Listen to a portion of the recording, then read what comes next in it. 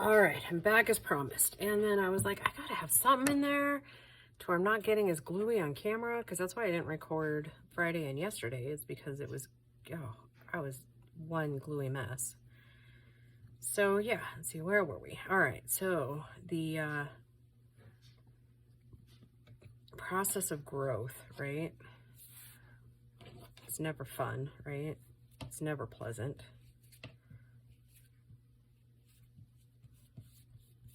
Well, color me excited. That worked better. Got less gluey. Less gluey. That's what we're shooting for, right? Less glue everywhere. More glue in the project and less glue on ourselves. Yeah, so anyways, like I said, process of growth is never easy if you take it seriously, right?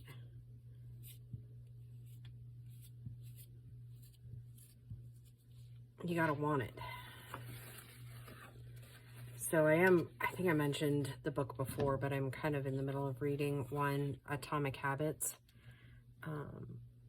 Maybe in the next video I'll go get it so you can kind of see like the cover, so in case you're interested in it. I have found that book very helpful.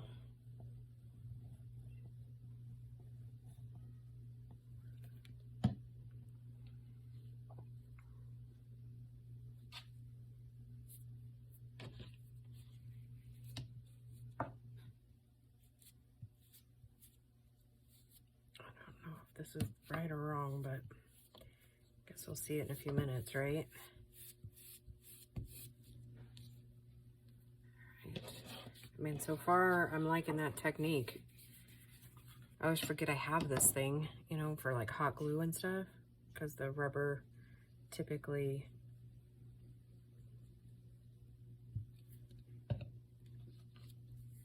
I use it on the hot glue stuff, right?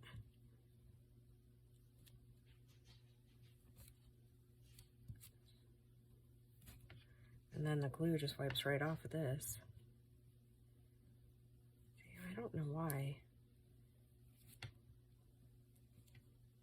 Some of it's not sticking, and I wonder if it's because nowadays they put plastic in our fabric. Like all the recycling, which I'm not disagreeing that we need to recycle stuff, but sometimes it makes our job just a teeny bit different, right? Let's see. See if I like that or not. Yeah. It didn't seem to work just like the other stuff, like using your fingers, so. I think I'll just add just a tip of little glue there so it doesn't fray out. Yeah, I kind of like that. I think it turned out okay.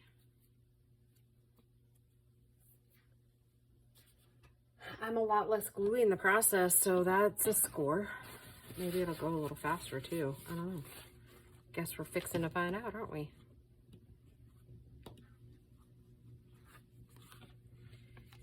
Anywho.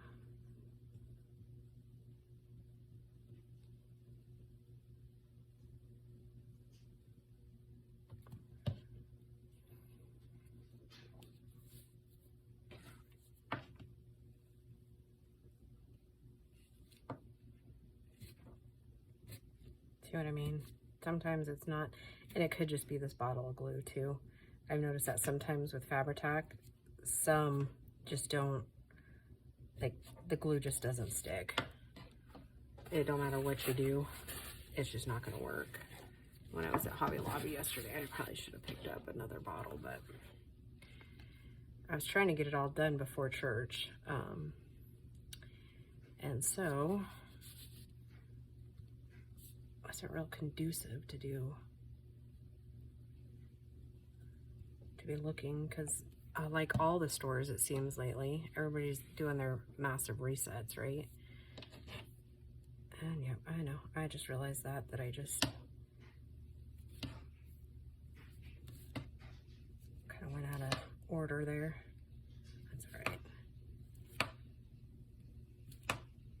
I usually usually do the bottom and the top and then kind of come back for the, I don't know if the camera's picking it up, but yeah, I'm having to kind of really work it because it's just not sticking down the way it should.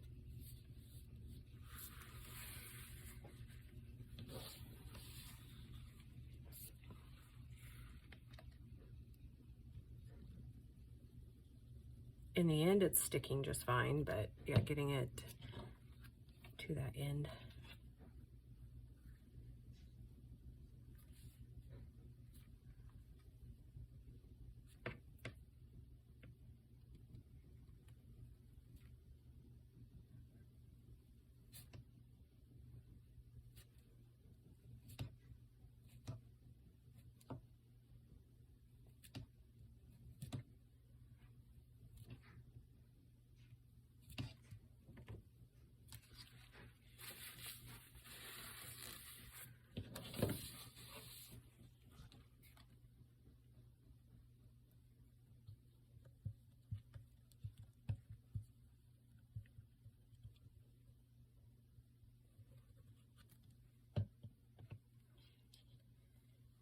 So, let's see what else. Oh, my counselor is also a relationship coach, right? So all that to say, it is a male, and I have followed him on his Instagram and his TikTok channel for quite a while before I even really considered it, and it's been a fascinating journey with him. He recommended 2 more books, which I'm not very far in the first one, and I don't know.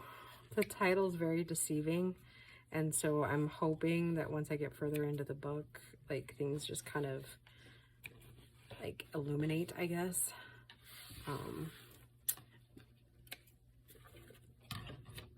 And the title of the book, which I know a lot of you have probably already heard the title before, so you're probably not a stranger to it exactly, but it's why men marry bitchs, and the title is very misleading, right?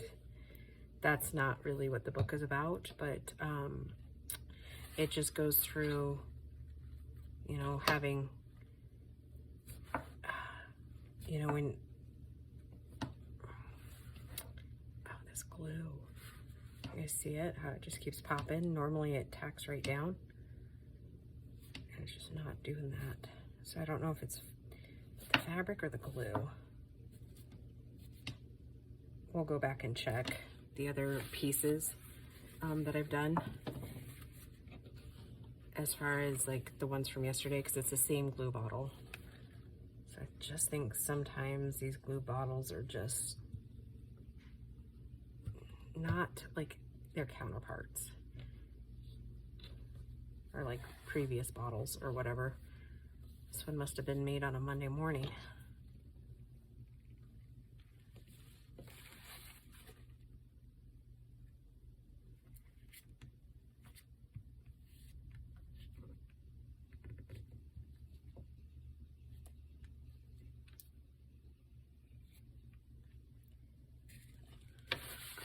My washer's acting like it's washing something heavy.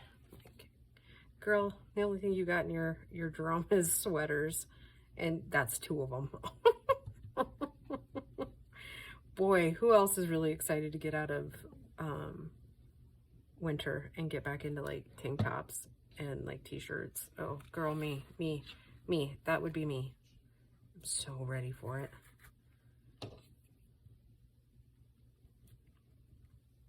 So, but anyways, yeah, so far in this book, because, you know, I really don't like reading multiple books at a time, but I really just don't have the time to finish one before I gotta get another one started, right? So I think it'll kind of ease up a little bit after I'm kind of done with this Rooted program. We're on week 6 right now, so, and it's 11 weeks, so we passed the halfway mark this last week, so And then the last week is really just about, like, we'll all join together. Cause like the first meeting was like the entire, like everybody who was taking the Rooted program.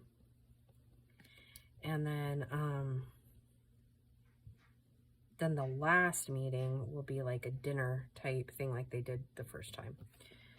So, with like the whole church, but we've been doing like breakout groups, right? Like, well, it's the same group, just different. Each group meets on their own time, basically. And that time was pretty much already set when we signed up. Like, you signed up for a Tuesday class, you're meet on Tuesday, like every Tuesday. And really, if you ever have the opportunity through your church or another local church that you like to do the Rooted, I would highly suggest it. It's very, very good. Especially if you're just coming to Christianity, right? Like, I can't speak highly enough of it, because it does do a whole lot of the breaking thought ideas of what you think it is versus what is really there. Because I think, you know, guys, I don't really like cussing on my channel, but I'm gonna just say this like flat out. I think a lot of religions over the centuries have bastardized the Bible to fit their own narrative, and that's as frank as I can be. And so I think that is very off-putting to a lot of people. And so this Rooted program, though, I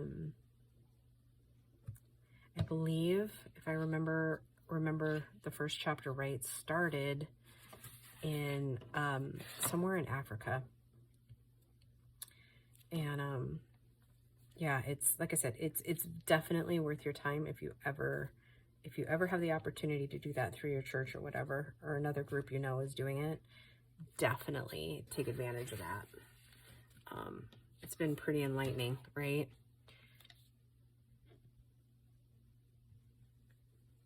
It'll definitely make you grow as a person. Not gonna lie, it's not the easiest thing I've ever done. I mean, the easy part is showing up every week. The rest, not so much.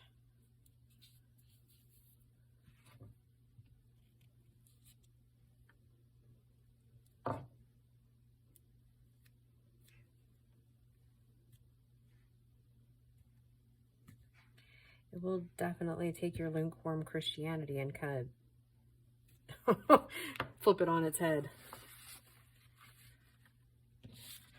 And you know what? I think this is a thought I've had over the last couple of weeks. I was like, you know what?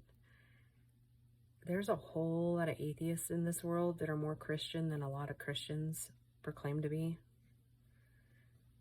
It's like, because without even knowing it, they're already doing the things in the Bible, right? Like, they're already doing it. It's just such a shame what's happened. And I think it started way back with Constantine. My dad and I got into one of those discussions, and he was just like, you're not going to turn into one of those crazy cult ladies, are you? I was like, no, I'm not going to like sell everything I own and go join a cult. No, that's really not me. He's like, you're not going to start being judgmental about like alcohol and stuff. I was like, Dad, my thoughts and processes about alcohol are the same as they've been pretty much my entire life. I don't think you have to worry about that.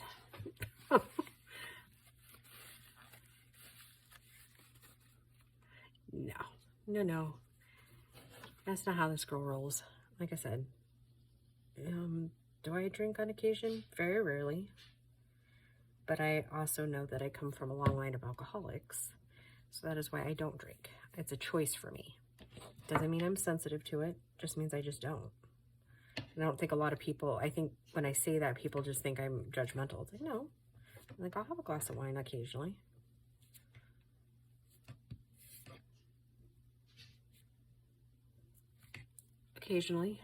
But I don't know, just not my thing. If it's your thing, then you just be the best best at it you can be, right? Like, I don't know. I don't care. I don't care. If you drink, you drink. Just don't be dishonest about it. Nothing's worse than being dishonest about your bad habit, right? Oh, and it's not, I don't even think it's a bad habit. I don't know why I said it like that, but I mean, you obviously, like, if you have a problem with me not drinking, because that's been kind of a common theme there. It's like, they'll tell me, you know, oh, you need to drink, have a drink, have a drink, have a drink. It's like, no, I don't. Scratch how I just said that, please. I don't mean that I mean, if you drink too much, obviously it's a bad habit. Anything's a bad habit, right? The fact that I procrastinate every morning instead of working out, that is a bad habit, right? Yeah. So there we go about the whole speck in the eye and the log in your type theory, right? See, like I said, I've been kind of going through it, right? Learning the areas that I have been judgmental. And again, I'm not, if you drink, drink, right? Just don't be dishonest about it. Because, I don't know, there's nothing, like, if you're fine with it, then you're fine with it, right? What you do in, like, if it were happening in my house all the time, then I would probably say something, but just don't.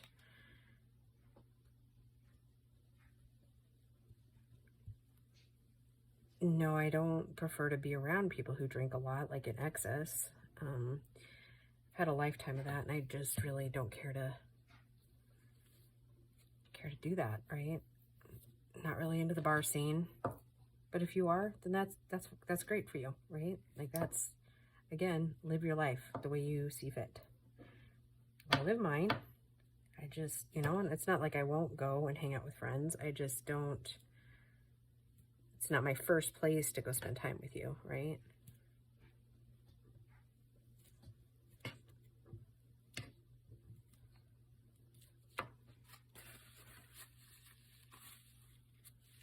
Bad things happen at bars. I don't know. Or can, I should say. Bad things can happen at bars, and I'm just not really into that scene.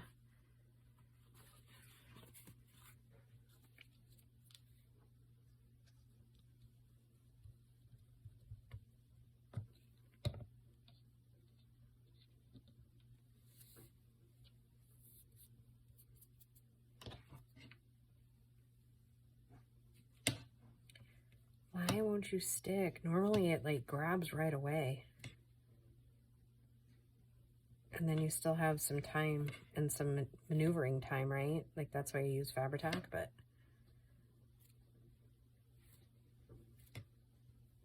I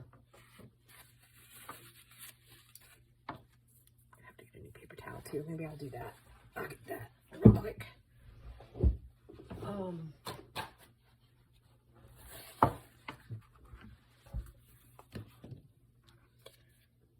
Jesus, how much more do we have here?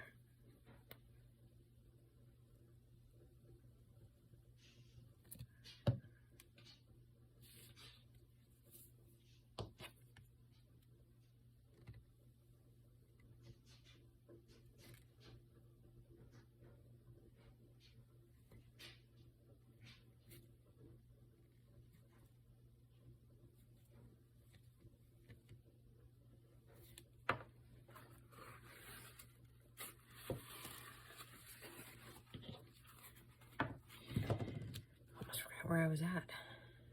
Kind of lost in thought.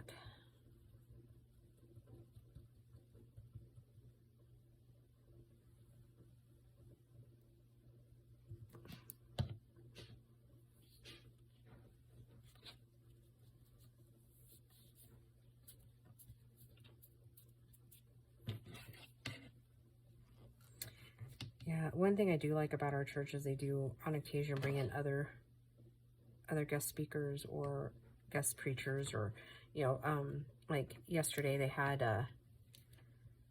one that's from a Denver church came up and was talking about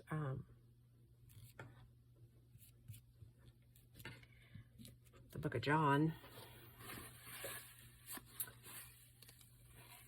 and kind of like how marriage is tough, you know, the expectations and like living the good life type of thing. And he's young, very young. And I was like, oh, you poor thing. Like, those of you who were married young, you'll kind of get this. Like, he was talking about like the shock value, right? Like the things that you didn't talk about before you got married because you didn't know you needed to talk about it, right? Like, it's those expectations, right? And he was talking about this very first place that they rented together. They thought it, you know, it was in their budget. They were so excited. They were both making a little bit more money. And so they decided to rent this place. Those of you that live in Colorado will know what I'm talking about. This place down on Federal. Poor kids from, I think he said Minnesota. They thought it was going to be like this great place, and like they didn't notice all the red flags before they moved in. You know, that the front door had a 3-inch gap letting all the heat out into the hallway. Let's see, another one was, is this place like promised a pool all the time. And those of you that have lived in Colorado for a while will know exactly what Federal Street is all about. And this was only like in 2011. And I'm like, oh my goodness. Like, that place is still standing?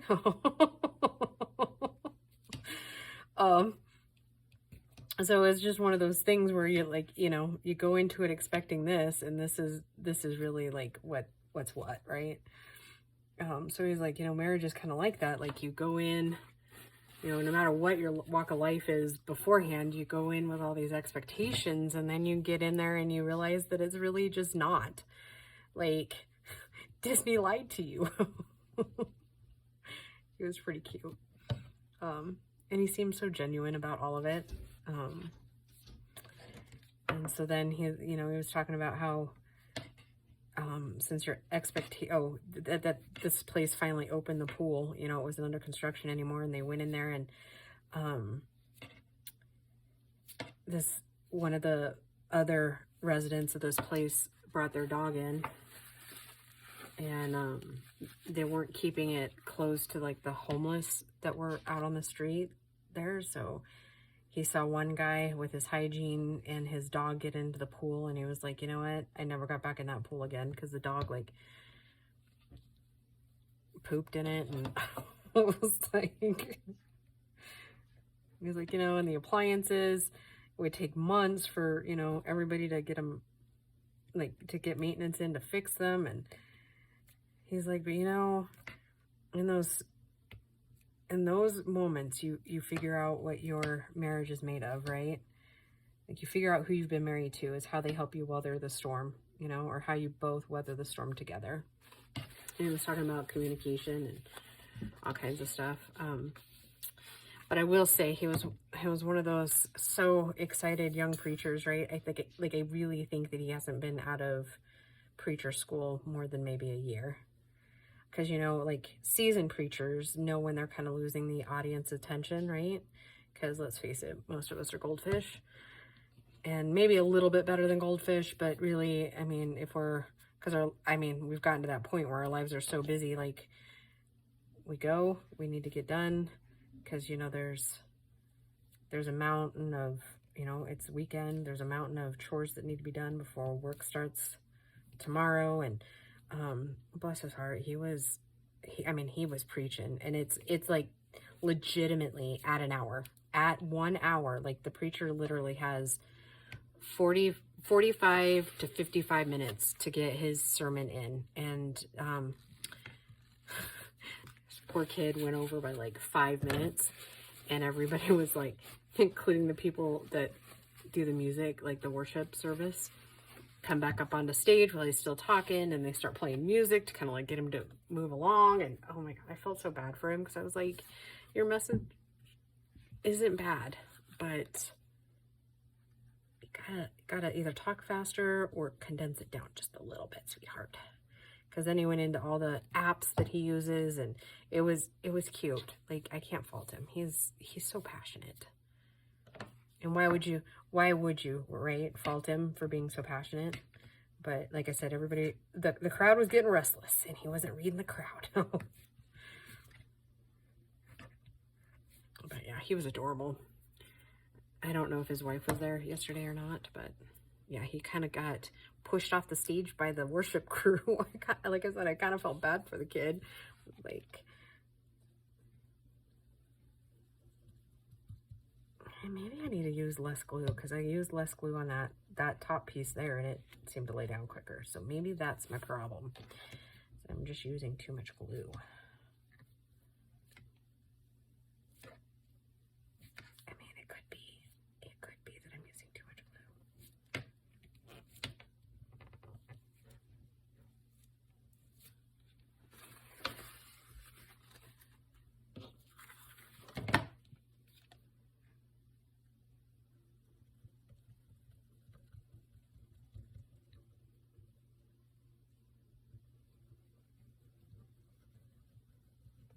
And I'm just spreading out the glue. Maybe that's been part of the problem, is I haven't been spreading it out. I don't know. I used less and spread it out more. So let's see. That worked a little bit better.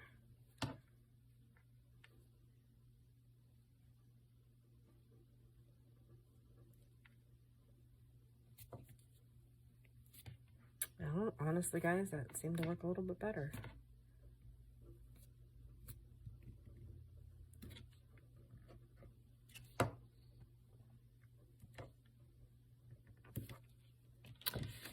So, I mean, that's kind of pathetic. I figured that out on the last one, don't you think?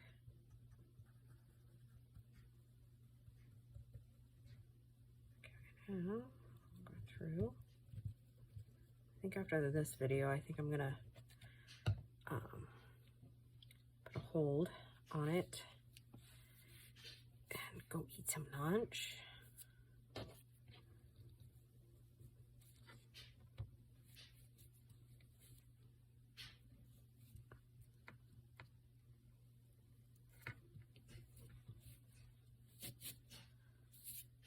Okay, all right, that is 8 more of these little guys done. So when we come back, we will glue them on top, and then just like finish out the covers. And then in the next few videos, we'll work on the insides, because I'll have more of these type things to make for the inside. Only remember they'll have to be a little bit wider, because we'll be like folding it in and then kind of gluing it in. So, all right, guys, I will just see you in the next video. Bye.